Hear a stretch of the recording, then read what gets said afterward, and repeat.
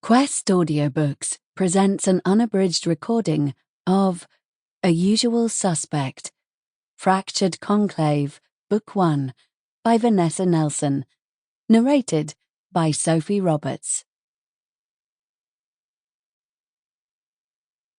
Chapter 1.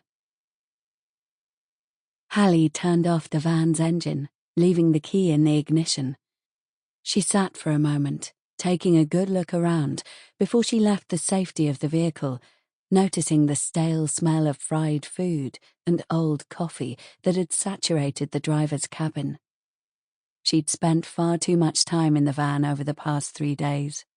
Her clothes and hair probably smelled just as bad. She really wanted a long, hot shower, but she needed to finish the job first.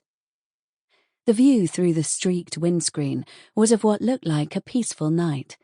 Overhead, the sky was free of clouds, a full moon and bright stars gleaming against the endless dark. The night sky was framed by the straight-edged, heavy shapes of the buildings that lined each side of the wide road in front of the van.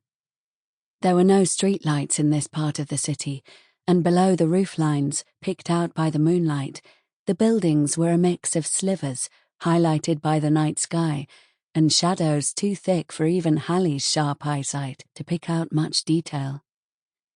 She couldn't hear anything, which was good, and she didn't see any movement or gang markings on the buildings around the van, which was also good. All the same, she didn't relax.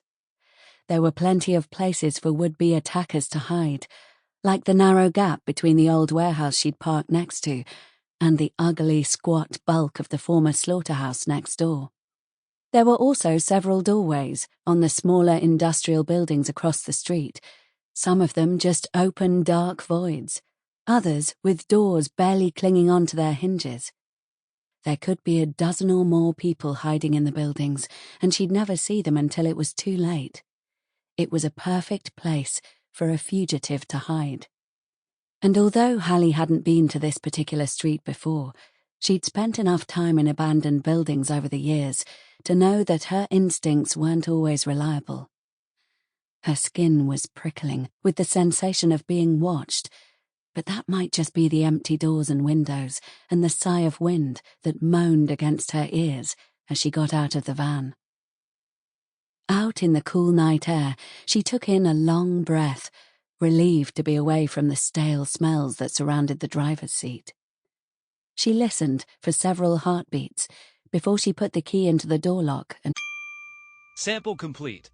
Ready to continue?